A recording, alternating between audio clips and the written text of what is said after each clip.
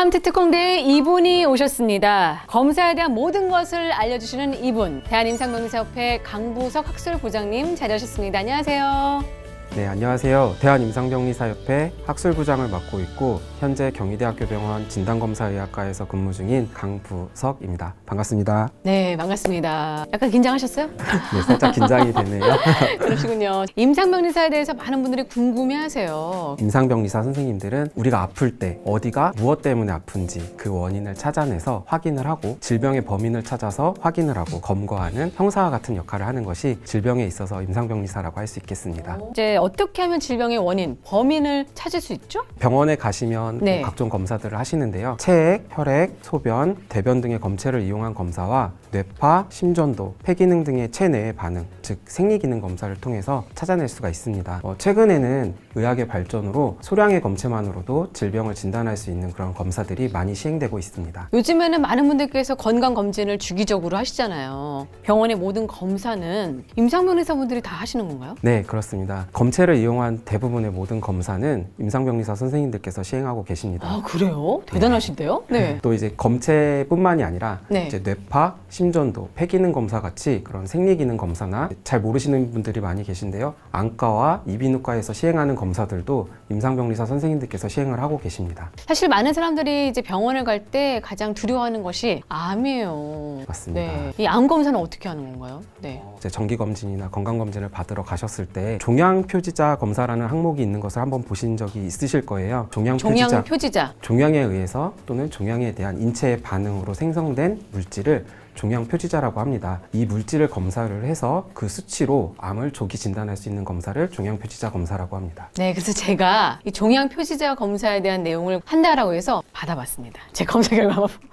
여기에 여러 가지들이 나오는데 사실 무슨 얘기인지 하나도 모르겠어요. 뭐 AFP, 뭐 CA, 뭐 CA 다 영어고 정상인지 아닌지 잘 모르겠더라고요. 그래서 오늘 좀 이거에 대해서 상세하게 좀 설명 좀 부탁드리겠습니다. 암은 이제 체내의 세포 일부가 비정상적인 증식으로 인해서 유발되는 질병입니다. 우리가 건강할 때는 없는 특수 단백질이나 효소, 호르몬 등이 혈액이나 소변에서 증가하는 것을 보고 조기 발견하게 되는 경우가 있는데요. 종양표지자 검사는 종양표지자 하나만으로는 암을 진단할 수는 없지만 암의 조기 진단에 큰 도움이 되는 검사입니다. 그냥 간단하게 피를 뽑아가지고 하면 된다고 하더라고요. 아, 네, 그렇습니다. 네. 소량의 검체만으로도 검사가 가능하고 네. 그리고 매우 간단하고 비교적 비용이 저렴한 검사입니다. 종양표지자 검사의 종류들이 꽤 여러 가지가 있는데요. 네. 대표적인 종양표지자 검사로는 PSA, AFP, CEA, CA19-9, 또 CA125 등이 있습니다. 먼저 설명드릴 거는 이제 PSA 검사인데요. PSA요? 저는 없는 것 같은데 PSA가? 네, 이거는 남성분들이 검사하시는 항목이고요. 아, 그렇군요. 네, 그래서 PSA는 이제 전립선 특이항원 검사라고 하는데요. 네. 전립선 암을 진단하는 데 이용되는 종양표지자 검사입니다. 전립선 상피세포에서만 합성되는 그 단백질 분해 효소의 명칭인데요.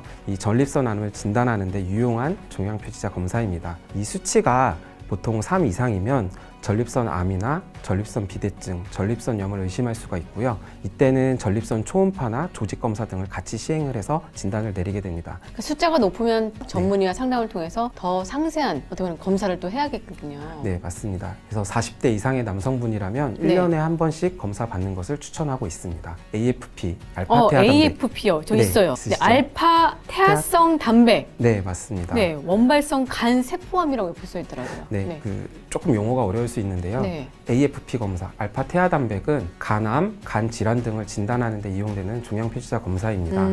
AFP는 이제 태어났을 때 혈청 단백으로 임신 초기에 태아에게서 생성이 되고 네. 태어나고 나서 8에서 10개월 정도가 지나게 되면 감소하기 때문에 성인에게서 이 AFP 수치가 상승을 한다면 간암, 간염, 간경변 등을 의심할 수가 있습니다. 특히 만성 간염, 뭐 A형 간염, B형 간염, C형 간염의 경우 AFP 수치가 증가하는 경우에는 암의 합병을 의심할 수가 있으며 암 치료 이후에 수치가 낮아지게 됩니다. 치료 후에 재발을 하거나 다른 곳으로 전이가 되거나 이럴 경우에는 다시 수치가 상승하기 때문에 경과 관찰에 용이한 검사라고 할 수 있습니다. 저 같은 경우에는 임상 그 참고치가 0에서 7이라고 나와 있고요. 저 같은 경우는 결과가 3.4가 나왔어요. 보통 저희가 이제 검사 받으시고 결과지를 받으시게 되면은 본인의 검사 결과 수치가 있고 그 옆에 보면은 참고치라고 해서 그 검사 결과가 나올 수 있는 구간이 함께 나와 있으실 겁니다. 보통 그 참고치 범위 안에 들게 되면은 크게 문제가 없다고 임상 의사분들은 판단을 하시지만 이 수치만 가지고 종합적으로 판단을 하시는 건 아니고요. 뭐 조직 검사라든지 초음파 검사라든지 기타 추가적인 검사들과 함께 결과를 비교를 하셔서 판단을 하시게 되는데요. 대체적으로 혈액 검사상에서 참고치 범위 안에 드는 수치가 나오신 경우에는 크게 이상은 없으신 경우가 많았습니다. 그렇군요. 다음은 이제 CEA군요. CEA는 암 태아 항원으로 소화기계 암을 진단하는 데 이용되는 종양 표지자 검사입니다. 이제 대장암, 위암, 폐암, 췌장암 등을 진단할 수가 있습니다. 특히 이 CEA 검사는 대장암 환자의 혈중이 특히 많아서 대장암 진단에 널리 이용되는 검사입니다. 또 대장암뿐만이 아니라 위암과 췌장암 등에서도 CEA 수치가 상승할 수가 있고 암이 간으로 전이된 경우나 얼굴이 이렇게 노랗게 되는 황달이 생기는 진행성 암에서 높은 수치를 보이고 또 다른 장기로의 전이나 재발이 발견되었을 때 이용하는 검사입니다. 대장암도 대장암이지만 췌장암 정말 좀 두려운 것 같아요. 발견하기가 어려워서요. 특히 예후가 좀 안 좋고 진단이 어려운 암으로 알려져 있는데요. 종양표지자 검사를 통한 검사뿐만이 아니라 임상 의사가 추천하는 검사 항목들이 있습니다. 뭐 초음파 검사라든지 CT 검사라든지 MRI 검사라든지 그 담당하시는 의사 선생님께서 추천하시는 검사들을 받으시면서 정기적으로 검사하시는 게 제일 중요할 것 같습니다. 특히 췌장암하고 단도암을 진단하는 데 이용되는 종양 표지자가 있다면서요. 네, 그렇습니다. 얼마 전에 작고하신 그 유상철 선수도 췌장암으로 세상을 떠나셨는데요. 네. 그래서 이제 췌장암에 대한 관심이 많이 느셨습니다. 이 췌장암을 진단하는 종양표지자 검사 중에 하나가 CA19-9입니다. 소화기계암, 특히 이제 췌장암과 담도암 검사에 이용되는 종양표지자 검사인데요. 특히 이제 췌장암에서 70에서 85% 정도로 수치가 증가하는 것으로 알려져 있습니다. 또 이제 췌장암과 담도암 외에도 위암이나 대장암, 폐암, 난소암에서도 증가하는 것으로 알려져 있기 때문에 이 수치가 높다고 해서 췌장암이나 담도암으로 바로 진단을 할 수는 없지만 네. 그래도 특이적으로 췌장암과 담도암 환자들이 수치가 좀 많이 올라가는 경우가 나타나기 때문에 소화기계암에서 췌장암과 담도암을 진단하는 데 많이 이용되고 있습니다. 저 같은 경우에는 이제 참고치가 0에서 34인데 10.1이 나왔거든요. 그럼 이 숫자가 클수록 안 좋은 건 거죠? 꼭 그렇다고는 이제 말씀드릴 수가 없는 게 10점이 낮은 건지 아닌지 잘 모르겠어요. 검사를 받으시는 분들의 개개인의 인체 상태나 또 네. 뭐 호르몬의 상태, 개인적인 건강 상태에 따라 좀 달라질 수가 있기 때문에 수치가 이제 참고치의 상한선에 근접했다고 해서 위험한 게 아닌가 이렇게 생각을 하실 수도 있겠지만 예를 들어 34까지인데 32, 33 나온 사람들이 약간 불안하실 것 같아요. 아, 네. 저 같아도 그렇게 수치가 나온다면 조금 네. 불안할 수가 있을 것 같은데요. 네. 아까도 말씀드렸지만 이 수치만으로 또 이 종양표지자 검사만으로 단정 짓거나 진단을 내릴 수는 없고요.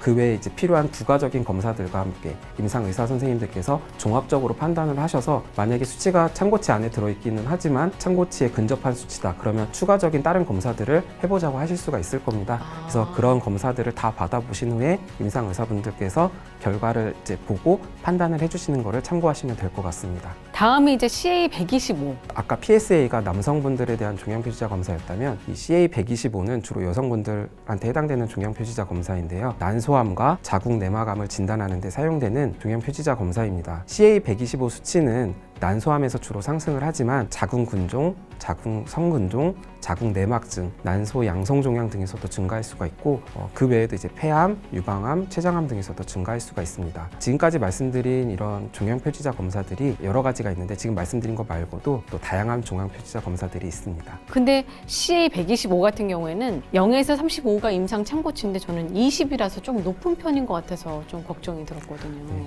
아까도 말씀드렸지만 이제 그 수치가 자꾸 참고치에 물어봐서 죄송해요. 아닙니다. 걱정돼서. 네. 그 참고치의 상한선에 근접하는 수치가 나오면 네. 검사를 받으신 분 입장에서는 조금 염려가 되실 수 있으실 텐데요. 특정 암들을 진단하는 데 유용하게 사용이 되지만 다른 암들에서도 수치가 높아질 수 있다는 설명을 드렸습니다. 그 수치가 높다고 해서 단순히 그 암으로 진단을 확정 내릴 수는 없고요. 임상 의사분들께서 환자분들의 어떤 증상과 기타적인 추가 검사들을 확인을 하셔서 진단을 내려주시는 것을 참고해 주시면 될 것 같습니다. 네, 그러니까 종양표지자 검사만으로 100% 암을 진단하는 건 좀 불가능하군요. 그래서 종양표지자 검사를 통하여 이상 소견이 있을 경우에는 정밀한 그 다른 검사들을 시행하는 것이 필요합니다. 간단한 혈액 검사만으로도 종양에 대해서 진단을 해볼 수가 있고 암을 또 진단 받으신 경우에는 항암 치료에 대한 어떤 치료 효과라든가 치료 경과에 대한 것들을 판단할 수 있고 또 재발을 감시할 수 있는 목적으로도 활용될 수가 있습니다. 마지막으로 이제 시청자분들을 위해서 한 말씀 좀 부탁드리겠습니다. 코로나가 끝날 것 같은데 끝나지 않고 계속 이어지고 있는데요. 각각의 현장에서 코로나 검사를 비롯하여 맡은 업무를 묵묵히 수행하고 계신 전국의 임상병리사 선생님들께 모두 존경과 감사의 말씀을 전하고 싶습니다.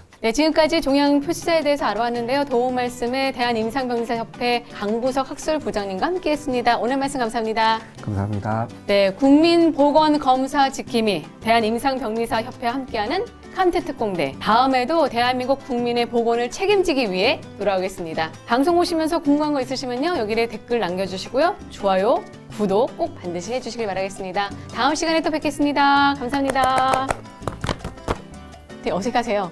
이것도 찍히는 거예요? 네, 그럼요. 감사합니다.